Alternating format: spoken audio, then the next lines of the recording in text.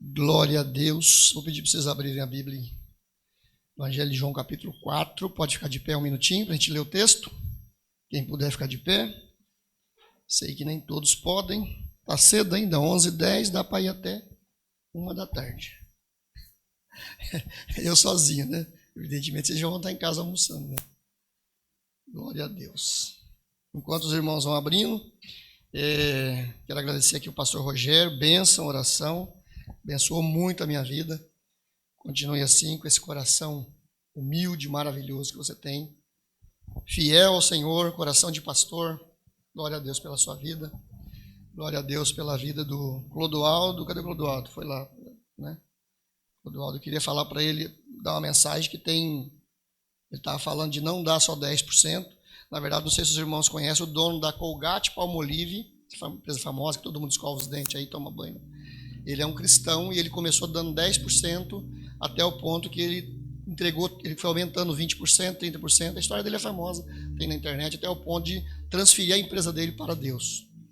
E tem um outro livro de um outro empresário americano também, eu tenho esse livro, chama Deus é o Dono do Meu Negócio. Talvez o Colgate copiou dele ou ele copiou do Colgate. Mesma coisa, ele começou com 10%, até o ponto que ele sentiu no coração de falar, não, agora eu vou inverter, eu entrego a empresa para Deus e a empresa me dá 10%. Bacana a história. Essa história, tem várias histórias assim, né? Aqui no Brasil também tem um outro empresário muito famoso também, que investe muito em missões. Glória a Deus pela vida de vocês, a oração do Clodoaldo foi uma oração simples, mas assim, eficaz, né? Objetiva, né? Todo mundo abriu? Enquanto eu estava aqui falando de outras coisas? Amém, glória a Deus. E o nível está altíssimo, a minha oração no banco é pedir para Deus não me deixar abaixar o nível. Porque o nível aqui está lá nas nuvens, né? Se tivesse como medir, glória a Deus, né? Que Deus não me ajude para não abaixar o nível. Evangelho de João capítulo 4, a história da mulher de Samaritana, uma história que eu creio que quem já é crente há bastante tempo já leu, já meditou, mas a Bíblia ela se renova todos os dias, né? A palavra do Senhor ela é muito rica. Eu já li esse texto talvez centenas, milhares de vezes, já preguei sobre ele. E ao ler novamente essa semana, Deus colocou novas informações sobre esse texto, né? A partir do versículo 1, diz assim: Quando, pois, o Senhor veio a saber que os fariseus tinham ouvido dizer que ele, Jesus, fazia e batizava mais discípulos do que João, se bem que Jesus mesmo não batizava, e sim os seus discípulos, deixou a Judeia, retirando-se outra vez para a Galileia, e era-lhe necessário atravessar a província de Samaria. Vamos repetir junto, que tem alguns versículos que são chaves para a compreensão desse texto, tá? E era-lhe necessário atravessar a província de Samaria. Chegou, pois, a uma cidade samaritana chamada Sicar, perto das terras que Jacó dera a seu filho José. Estava ali a fonte de Jacó. Cansado da viagem, assentara-se Jesus junto à fonte por volta da hora sexta. Nisto veio uma mulher samaritana tirar água e disse-lhe Jesus, dá-me de beber, pois seus discípulos tinham ido à cidade para comprar alimentos. Então lhe disse a mulher samaritana, como sendo tu judeu, pedes-me de beber, que sou mulher samaritana? Aí a minha Bíblia está entre parênteses, não sei a sua, eu queria que você lesse junto comigo. Porque os judeus não se dão com os samaritanos, ou outra versão, não se comunicam com os samaritanos. Replicou-lhe Jesus, se conheceras o dom de Deus, e quem é o que te pede, dá-me de beber, tu lhe pedirias e ele te daria água viva.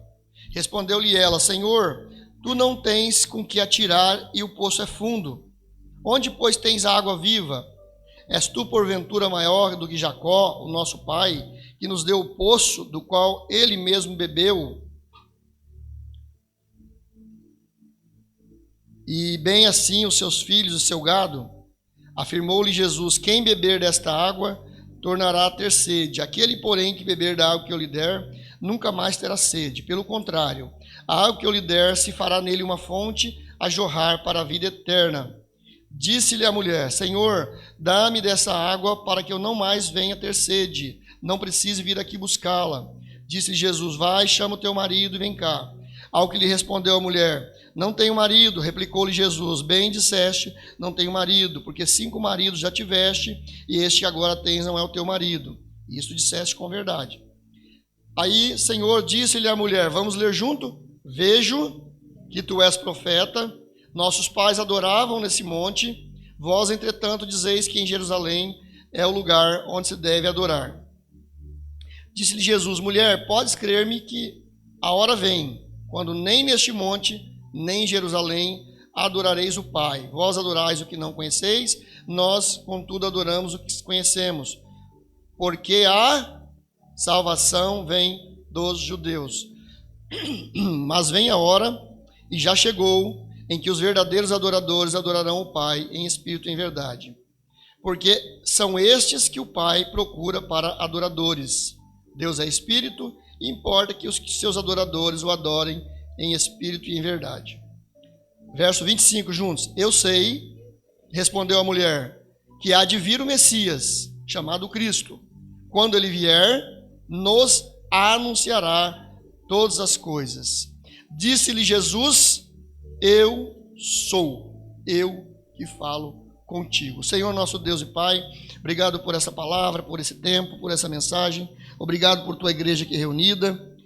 Quando eu li esse texto e orava ao Senhor a respeito dele, o Senhor me revelou verdades teológicas, ensino para a igreja, que essa mesma mensagem possa ser, ó Deus, nessa manhã, revelada para ensino e proveito da tua igreja, em nome de Jesus Cristo. Pode assentar-se.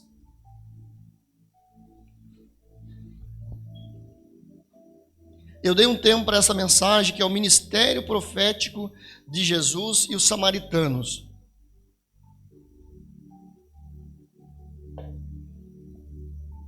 Esse texto revela claramente o ministério profético de Jesus quanto aos estrangeiros, aos marginalizados, denunciando a injustiça social da sua época.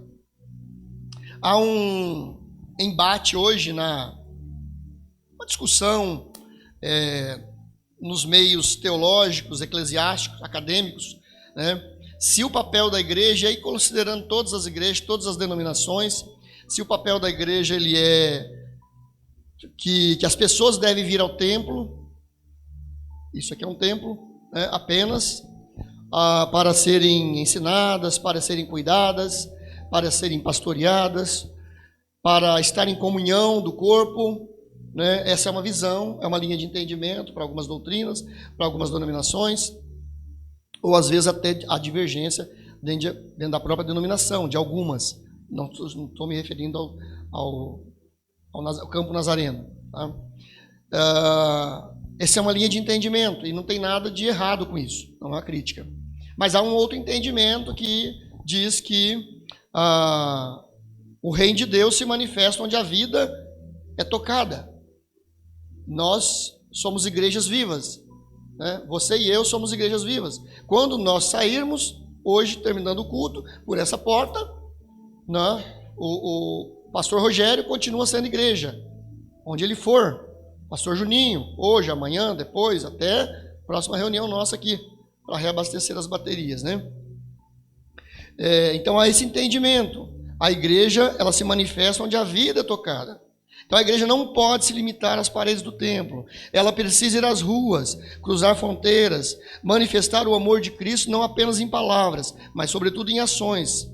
Como? Alimentando o faminto, vestindo o nu, acolhendo o rejeitado, restaurando a alma e restaurando a alma aflita pelo poder de Jesus através da mensagem do Evangelho.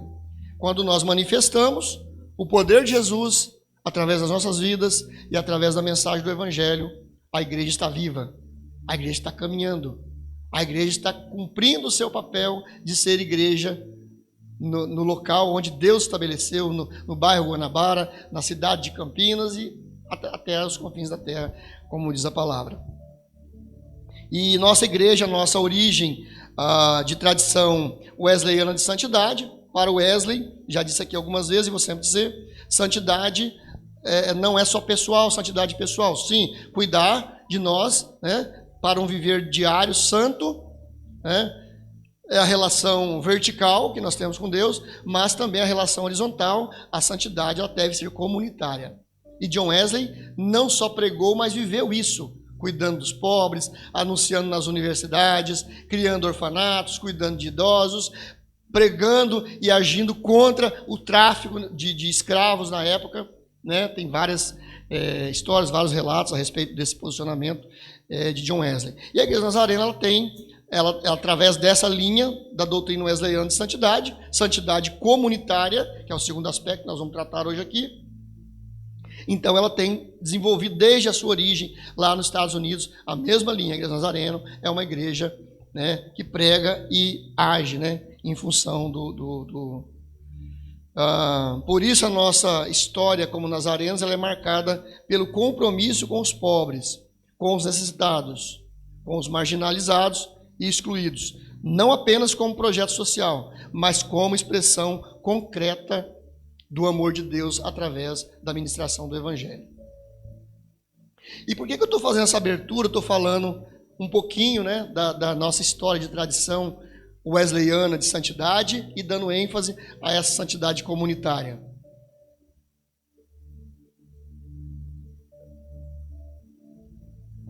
Porque Jesus está fazendo exatamente isso nesse texto com essa mulher samaritana.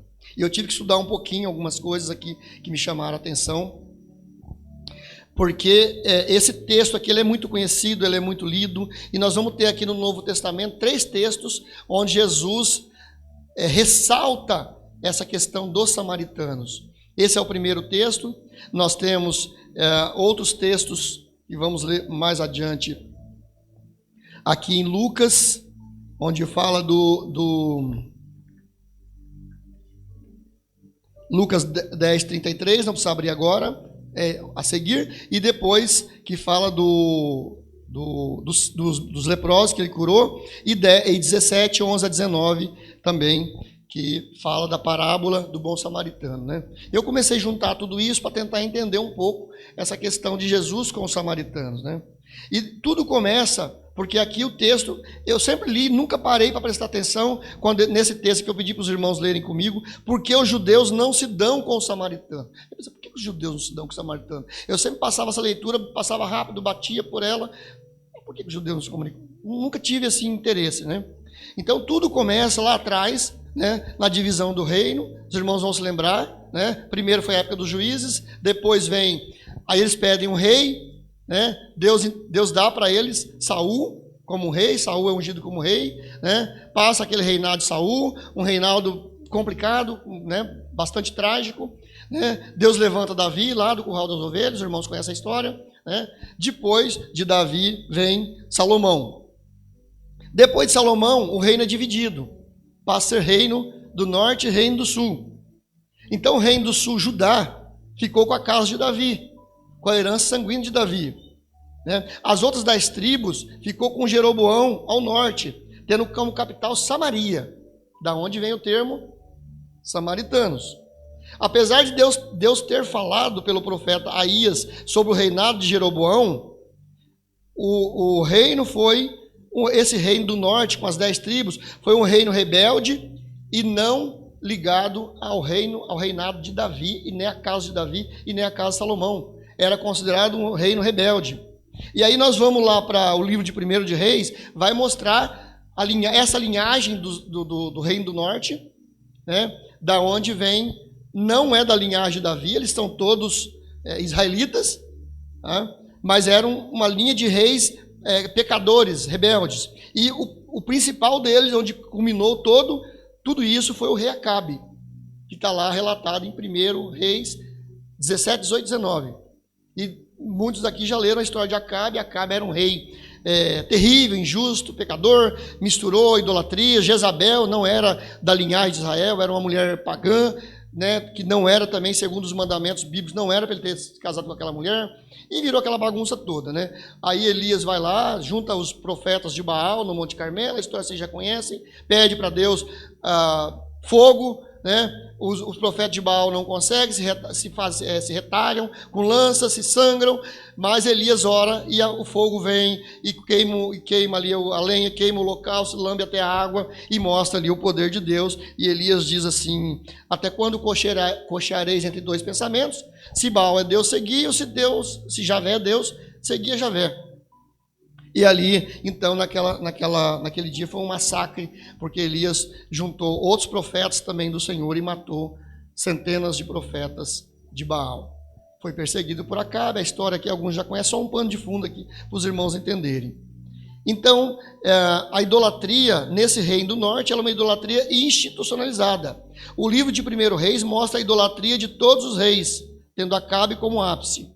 Só que o reino do norte ele vai sofrer uma invasão em 722 pelos assírios, e aí começa a fazer o quê? Começa a vir outros povos, principalmente para Samaria, que era a capital do reino do norte. E é nessa época que entra não só o que já existia de idolatria, de rebeldia, de pecado contra Deus, mas a mistura de outros povos, de outros costumes, de outras culturas e de outras formas de crença, né? E foi criado um templo rival ao templo de Jerusalém, que era da casa de Davi, que é o templo do Monte Gerizim. Isso é um pano de fundo para poder entender por que o texto diz que os judeus não se comunicam com os samaritanos. Então os samaritanos eles eram vistos como gente inferior, categoria, mesmo dentro do próprio país, mesmo todos tendo a mesma linhagem sanguínea e vindo do mesmo lugar, só não era da linhagem de Davi, tá? Então eles eram considerados um povo inferior por conta de tudo isso, ao ponto, eles eram tão desprezados e tão rejeitados, ao ponto de eles darem volta, eles não queriam nem passar pelo território dos samaritanos, eles faziam a volta do caminho, eles não queriam nem pisar na terra dos samaritanos. Então eles não só não se davam com os samaritanos, não falavam com ele, não se comunicavam, como eles desviavam o caminho.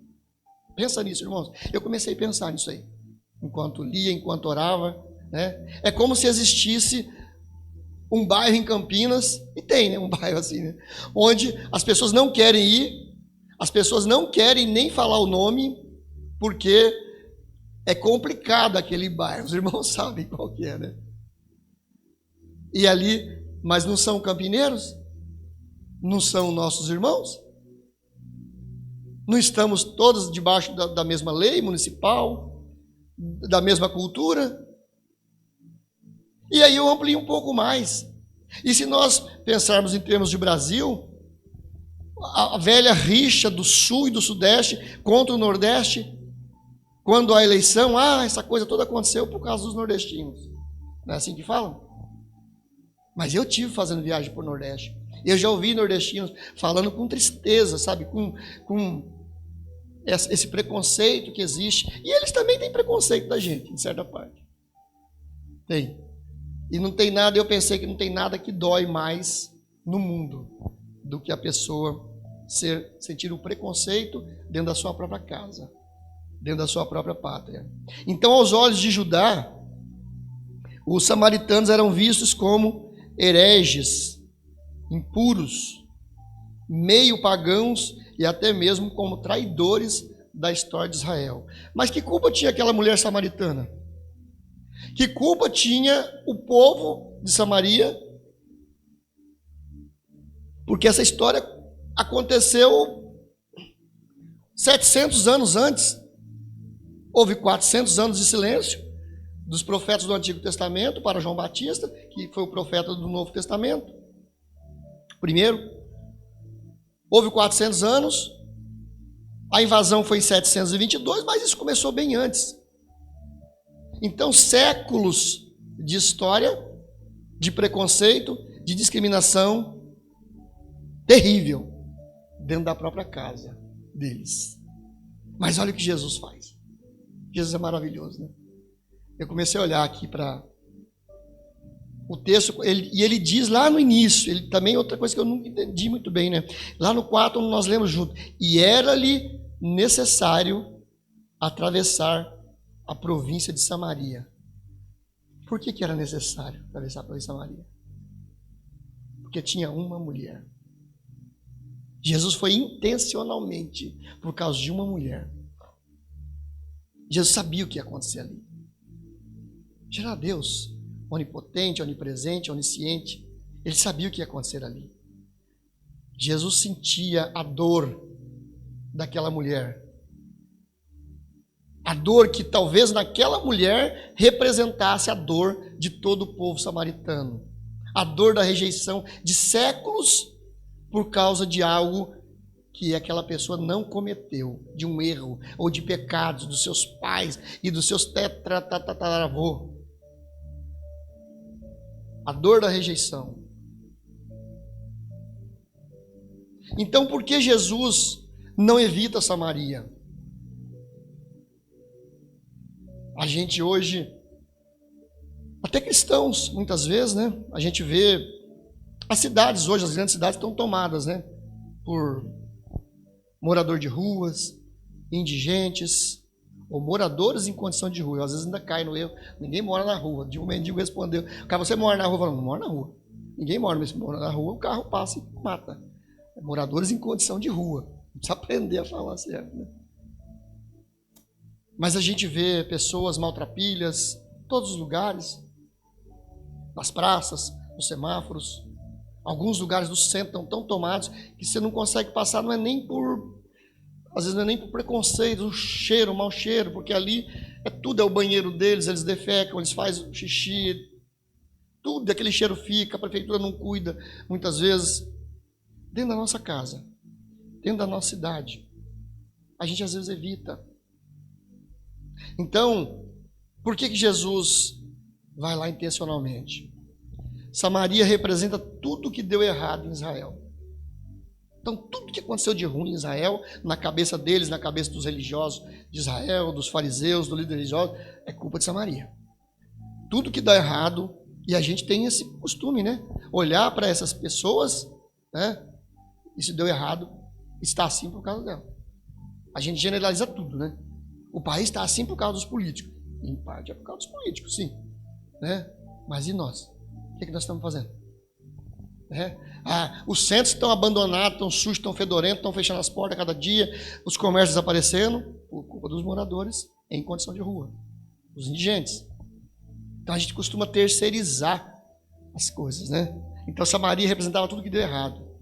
E é exatamente aí que entra a lógica do reino. Jesus não usa os samaritanos por acaso, ele usa intencionalmente como um espelho e denúncia. Lembra que eu abri o texto falando do ministério profético de Jesus? E aqui Jesus, ele exercita o seu ministério profético. O profeta é aquele que denuncia. O profeta é aquele que sente as dores dos menos favorecidos. O profeta, ao contrário do entendimento que muita gente tem de profeta, profeta não é uma coisa pontual. Pode até ser, Deus pode usar. Deixa chegar para uma pessoa e falar, Deus está falando para você, assim, assim, assado, com relação ao seu trabalho, com relação à sua família. Pode acontecer pontual, mas não é esse o significado de profeta.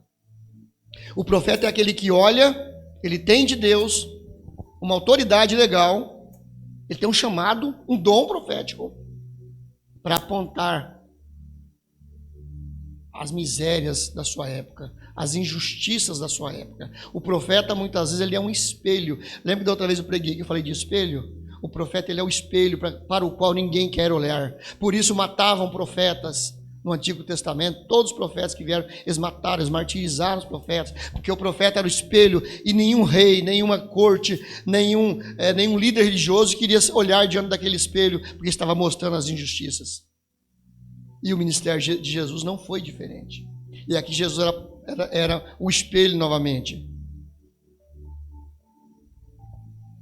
Samaria não era só heresia. Samaria era uma ferida aberta no meio de Israel. Como alguns bairros de Campinas, como os morros do Rio de Janeiro, que a gente vê na televisão, Morro do Alemão, Morro do Cantagalo, Morro não sei das quantas, Morro Dona Marta, Morro da Rocinha, Morro não sei das quantas. Feridas abertas. Por outro lado, eu estive no Rio de Janeiro ano retrasado, passando em Ipanema o aniversário de casamento, com a minha esposa em Ipanema, um lugar lindo. Minha mulher com medo o tempo todo para lá e para cá. Eu falei, gente, isso aqui é a coisa mais linda do mundo. Amei o Rio de Janeiro. Mas ali na orla, onde tem os hotéis, onde tem os restaurantes que você vai almoçar ali ou jantar, você gasta milão. É gostoso. Era aniversário de casamento. Eu falei, onde você quer com mulher? Falei pra minha mulher, cair na besteira, né? Ela olhou lá um lugar assim, meio avarandado, assim, tipo, com um negócio de telha de sapê em cima, telhado de sapê. Era só peixe, fruto do mar, ela gosta de fruto do mar. Falei, entra aí, a gente passa o cartão e vê o que vai acontecer. É aniversário de casamento. Mas para além daquela realidade, aqueles dias que eu passei ali, 3, 4 dias, existem os morros, onde as pessoas acordam, tem tiroteio, onde os jovens são cooptados pelos traficantes para ser aviãozinho das drogas. Existe uma realidade bem diferente. Existe uma ferida aberta no Rio de Janeiro. Existe uma ferida aberta em São Paulo. Eu fui sexta-feira num fornecedor lá em Santo André. Fui no Ipiranga e fui no Santo André buscar uma mercadoria, um fornecedor novo que eu não conhecia. Eu cheguei assim, o Google era favela. Morro assim, favela dos dois lados.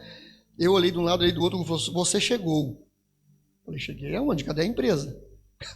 Cadê o fornecedor? Valha-me Deus. Mas estava uns 300 metros para frente, não tinha visto. Falei, não, o Google deve ter errado. Vou descer um pouquinho. E uma empresa linda, um atendimento excelente. O pessoal não me conhecia. Fui comprar um produto lá que eu precisava desenvolver um projeto.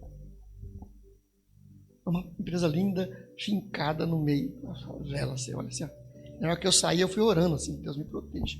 Rapaz, não acabava nunca o negócio. Era barraca dos dois lados, era gente na rua, cachorro cruzando para lá e para cá, criança jogando bola no meio da rua, aquela coisa. Eu sei porque já morei em favela, há uns anos em São Paulo, eu conheço favela, gente. Orando a Deus. São feridas abertas. Não quer dizer que não tem gente boa, tem gente boa, tem tudo quanto é tipo. Então, Samaria não era só heresia. Samaria era uma ferida aberta. Os samaritanos não se viam como estrangeiros. Eles sabiam e afirmavam que eles descendiam das 12 tribos. O que a mulher samaritana fala para Jesus?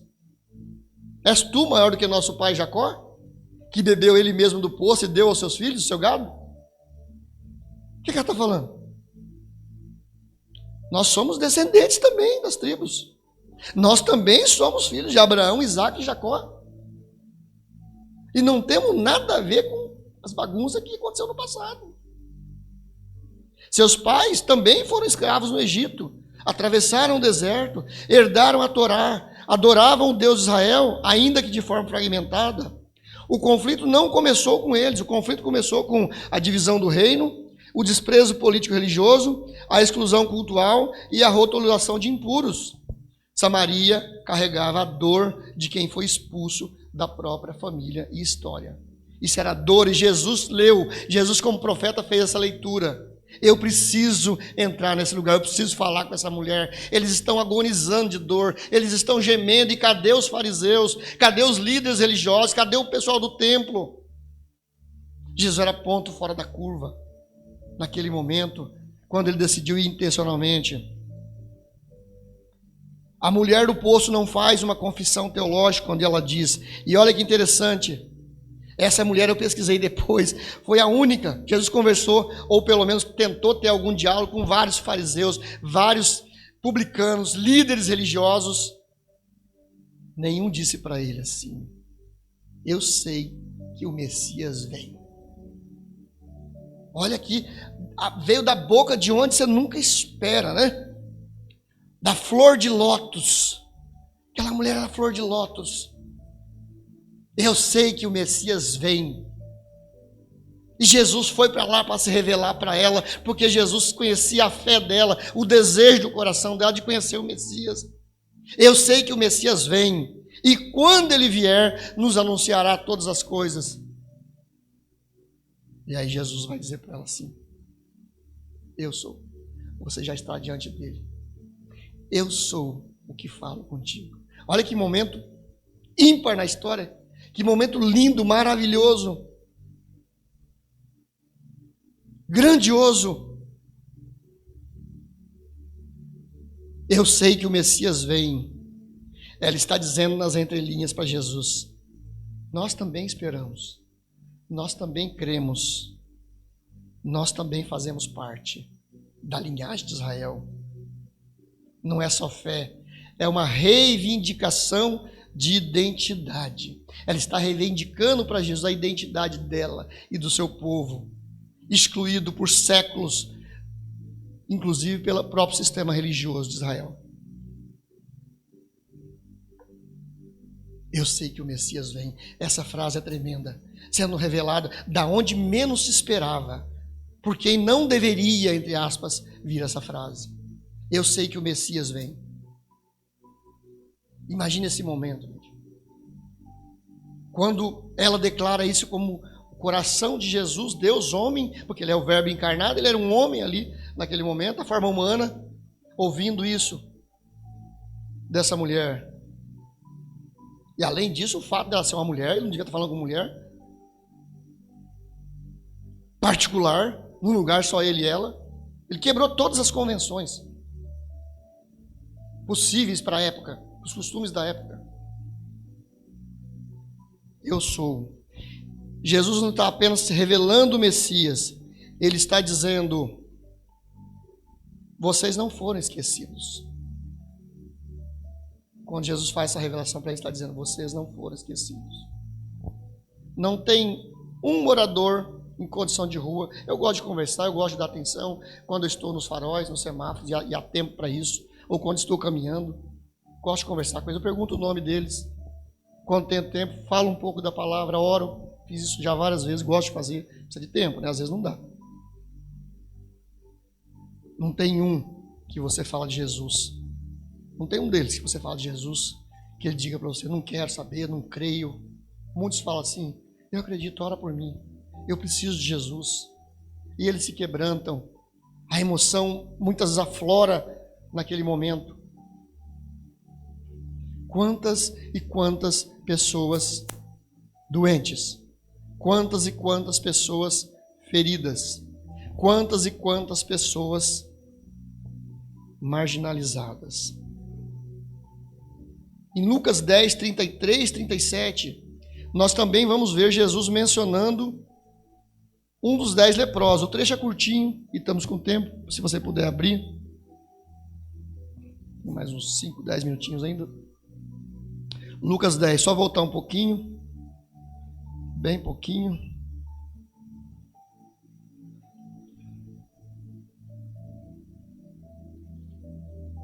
Você pode dar um glória a Deus para não dormir? Lucas 10, 33 a 37 é a parábola do bom samaritano. E eis que certo homem, intérprete da lei, se levantou com o intuito de pôr Jesus à prova e lhe disse: Mestre, que farei para herdar a vida eterna? Então Jesus respondeu: o que está escrito na lei? Como você interpreta? E a isto ele respondeu: amarás o Senhor teu Deus de todo o teu coração, de toda a tua alma, de todas as tuas forças e todo o teu entendimento. E amarás o teu próximo como a ti mesmo. Então Jesus lhe disse: respondeste corretamente, faze isto e viverás. Este, porém, querendo justificar-se, perguntou a Jesus: quem é o meu próximo? Jesus prosseguiu dizendo: certo homem descia de Jerusalém para Jericó e veio a cair em mãos de salteadores, os quais, depois de tudo lhe roubarem e lhe causarem muitos ferimentos, retiraram-se, deixando o semi-morto. Casualmente descia um sacerdote, e por aquele mesmo caminho, e vendo, passou de largo. Semelhantemente, um levita descia por aquele lugar, e vendo, também passou de largo. Certo samaritano, que seguia o seu caminho, passou-lhe perto, e vendo, compadeceu-se dele. E chegando-se, pensou-lhes os ferimentos, está na minha Bíblia, aplicando-lhes óleo e vinho e colocando-o sobre o seu próprio animal. Levou-o para uma hospedaria, tratou dele. No dia seguinte, tirou 2 denários e os entregou ao hospedeiro, dizendo: cuida deste homem, e se alguma coisa gastares a mais, eu te indenizarei quando voltar. Qual desses 3 te parece ter sido o próximo daquele homem, que caiu nas mãos dos salteadores? Respondeu-lhes o intérprete da lei: o que usou de misericórdia para com ele. Então Jesus disse: vai e procede tu de igual modo. Jesus novamente usa a figura do samaritano. A resposta vem de onde menos se espera, daquele que você despreza, daquele que você não dá nada por ele. Passou o sacerdote de largo, estava com pressa para pregar, né? Estava com o horário contado no relógio, já aconteceu comigo e Deus me fez voltar, meu irmão. Passou o levita, o Juninho, o cara que está cantando no louvor. Também não posso. Eu tenho que ministrar o louvor. Mas passou um samaritano. Jesus novamente falando aqui, ó, do samaritano. Olha como Jesus tinha um coração. Jesus sabia dessa ferida que estava aberta em Israel. Jesus sabia da dor desse povo.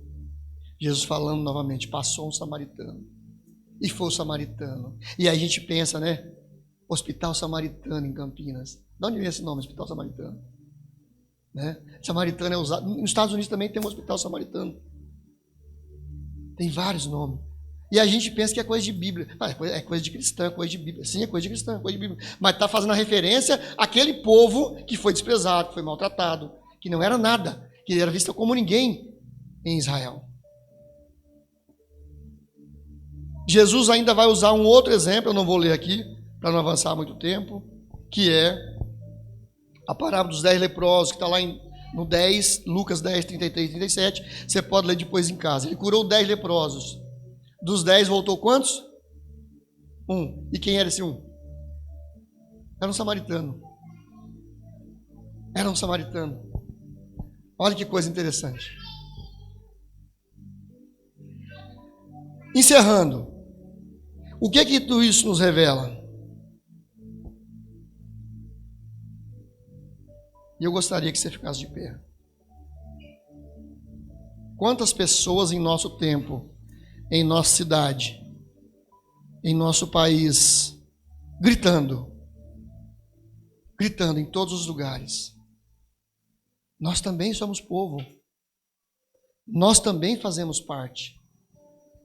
Nós também queremos comunhão.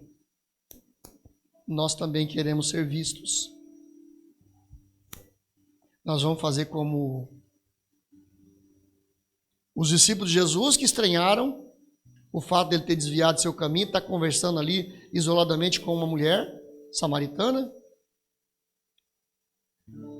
Nós vamos fazer como o sacerdote e o levita que passou ao largo e deixou o homem lá caído, morto. Vamos fazer de conta que não está acontecendo nada, porque afinal de contas o nosso ativismo religioso é mais importante do que cuidar de uma alma que está lá moribunda, talvez entregue a própria sorte, até a própria morte.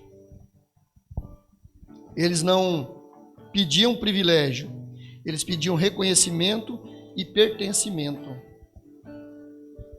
Quantas vezes a gente fala hoje de movimentos de inclusão, né? Inclusão social, os movimentos que estão em LGBT, e a gente às vezes não tem sensibilidade para entender o que eles estão clamando.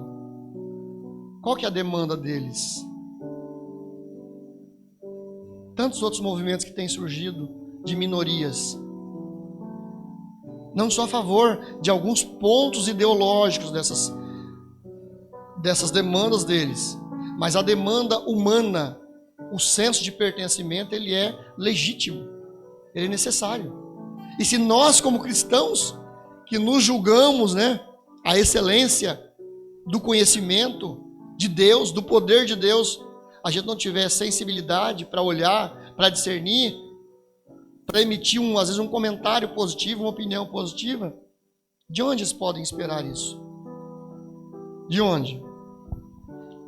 E para encerrar, uma frase: a dor da exclusão é a pior dor que o ser humano pode sentir. Eu senti isso naquela viagem que eu fiz para Lisboa. Eu fiz um relatório, disparei para algumas pessoas. Pela primeira vez eu me senti discriminado. E eu poderia ter sido várias vezes. Eu sou baixinho, feio, pobre, nasci pobre, passei fome. Vitiligo disparou no meu corpo a partir dos 16 anos. Nunca me senti discriminado em lugar nenhum, nem por pessoa nenhuma. E ali em Portugal eu senti a dor, por alguns minutos, a dor da discriminação. Falei, eu precisava sentir isso, porque às vezes eu falo sobre isso, eu não sei o que é. Isso. A dor da exclusão e da discriminação é a pior dor que o ser humano pode sentir, porque ela não é uma dor pontual. Você tem uma dor de cabeça agora, você toma um remédio, ela é pontual, ou qualquer outro tipo de dor. Ela é uma dor latente, que está ali, todos os dias. É uma dor intensa, diária. E muitas pessoas nesse mundo, milhões de pessoas nesse mundo, estão vivendo com essa dor todos os dias. Eu quero orar com você.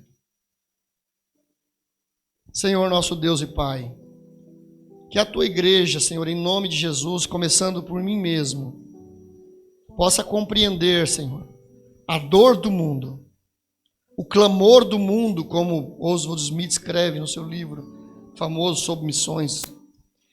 Que possamos, ó Deus, enxergar, que possamos reagir como o Senhor mesmo reagiu diante dessa mulher samaritana, às vezes quebrando convenções, até mesmo religiosa. Às vezes agimos de forma que muitas pessoas não vão entender, não compreendem. Ensina-nos e ajuda-nos a viver como o Senhor viveu, para que o amor a Deus, sim, acima de todas as coisas, mas o amor horizontal, o amor aos homens, aos necessitados, aos que estão sofrendo, que possamos aprender a julgar menos e amar mais, Senhor. Essa é a nossa oração nesta manhã. Um texto desse, um texto de compaixão. A Igreja Nazarena é uma igreja de compaixão. A tradição wesleyana de santidade é uma tradição de compaixão. Que a Igreja Nazarena possa ser cada dia mais, que a nossa igreja possa ser cada dia mais. E com isso nós vamos ser cada vez mais ricos da tua graça, do teu amor, do teu conhecimento, do teu poder. Assim eu oro com a tua igreja, agradecido em nome de Jesus.